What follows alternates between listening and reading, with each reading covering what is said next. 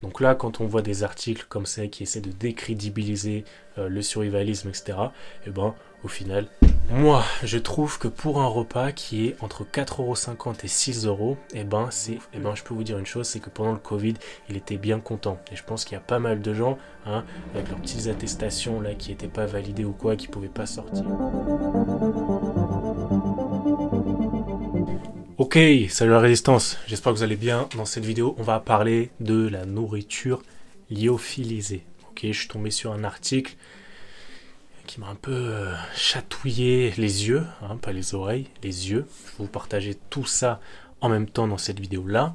Ça parle des stocks de nourriture. Dans la description de la vidéo, vous avez le e-book, le fameux e-book sur les 5 fondamentaux du survivaliste. Ok, il y a énormément de personnes qui l'ont téléchargé, je ne sais plus combien de mémoire, vous êtes tellement à l'avoir téléchargé, à m'avoir fait de très bons retours. Il y en a qui l'ont mis sur la petite clé USB, d'autres qui l'ont imprimé en format papier, qui se l'ont mis dans leur sac EVAC. Vous avez le premier lien, c'est dans la description, et vous aurez en bonus accès au groupe Facebook, ok, une communauté qui commence à grandir de plus en plus, et tous les mercredis, vous aurez accès à un petit conseil, un petit tips, des infos, etc., que je ne révèle pas en vidéo, qui seront spécialement prévus pour vous. Voilà, c'est dans la description, allez jeter un œil. Alors, les Français tétanisés par la peur de l'avenir. Déjà, ça m'a fait un peu grincer des dents, ok? Tétanisé par la peur. Tétanisé, ça veut dire quoi? C'est-à-dire qu'on est là et on subit la chose. On ne fait rien, on a peur et on se laisse faire. Nous, la résistance, le mouvement que j'ai levé 2.0, on n'est pas tétanisé par la peur. Nous, on agit et on se prépare constamment, d'accord? Donc peut-être qu'il y en a qui sont tétanisés, ok, dans leur quartier parisien bien chic, ok, mais nous, on n'est pas tétanisé par la peur. Ça, c'était le premier point sur lequel je voulais revenir, parce que ça m'énerve ce genre de truc. Ensuite, un nom pas toujours assumé, hein, le nom de survivaliste, ok, comme si on n'assumait pas nos valeurs, nos convictions, et ben moi je le dis haut et fort, on assume clairement qu'on est des survivalistes, ok, on est des gens qui ont pris conscience que le monde part en couille, qui va pas aller en s'améliorant, et donc on est survivaliste, on est résistant, moi je vais plutôt dire résistant, d'accord, c'est pour ça que cette chaîne là s'appelle MGP Résistance, parce qu'on est des gens qui sont là et qui se laissent pas faire, qui se préparent. Donc, on assume, moi je dirais plus qu'on est des résistants que des survivalistes, mais survivalistes, ça nous va aussi. Donc là, on en vient au cœur du sujet, ok? Les gens ne font plus confiance dans l'État. Mais tiens, ça c'est étonnant. Les retraites, les impôts, les agriculteurs, etc. Oui, effectivement, les gens ne font plus confiance à l'État. Et donc, eh ben, on prend des mesures pour pouvoir stocker de la bouffe. Alors ça, c'est un point extrêmement important. Là, j'ai tiré un petit peu mon petit coup de gueule. Ok, j'ai craché ce que j'avais à cracher, d'accord, parce qu'il le mérite un peu. Là, on va venir au cœur du sujet. Nourriture lyophilisée versus stock de nourriture classique, conserve, bocaux, etc. Je vais vous donner mon avis là-dessus parce que c'est extrêmement intéressant.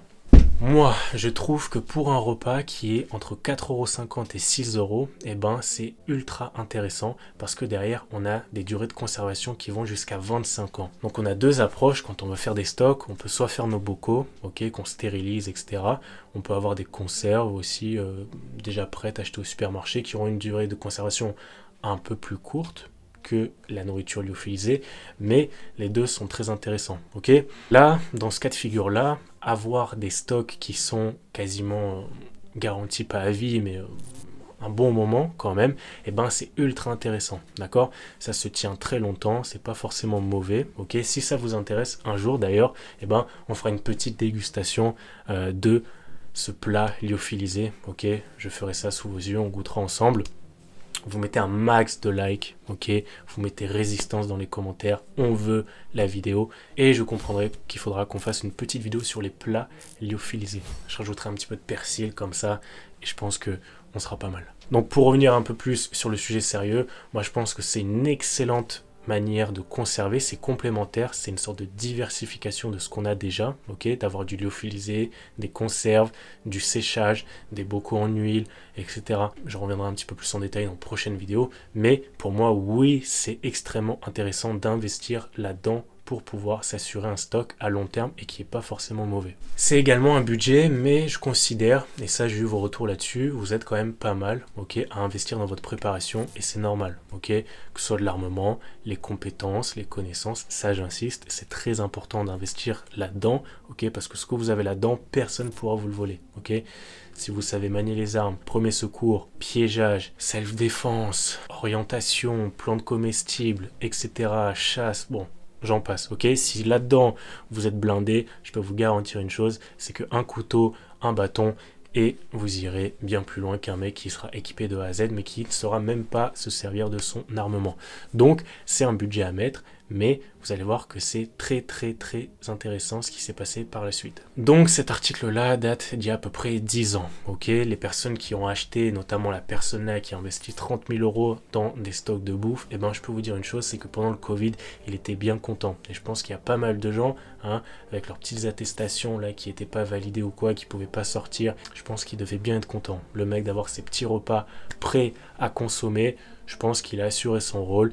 S'il avait une famille, eh ben, il est subvenu aux besoins de sa famille et à lui-même. Ok, donc 30 000 € investis, et là, sachant que le stock va encore durer quelques années encore, eh ben, je pense que le mec est bien. Si c'était les personnes qui étaient en Ukraine, les personnes, comme vous l'avez vu aux infos récemment au Hamas, qui n'ont plus rien à bouffer, qui sont partis prendre d'assaut en quelque sorte un camion d'aide alimentaire, ok, tout le monde fait la queue pour pouvoir avoir à bouffer, et ben vous êtes là, vous avez 30 000 balles de bouffe au stock qui attendent d'être réchauffés et vous êtes à l'abri, ok, et vous n'êtes pas à risque de crever, ok, dans une fusillade collective, parce que c'est ça qu'il faut prendre en compte. Quand il n'y a plus rien à bouffer, eh ben on va là où il y a à bouffer, ok, et si tout le monde va au même endroit, supermarché, etc., déjà ce sera vide, ok, et c'est quoi le risque? C'est que ces ressources-là seront accaparées, maîtrisées par la puissance de feu, ok, donc si vous êtes là, un parmi tant d'autres à vouloir bouffer, eh ben je vous laisse imaginer la suite.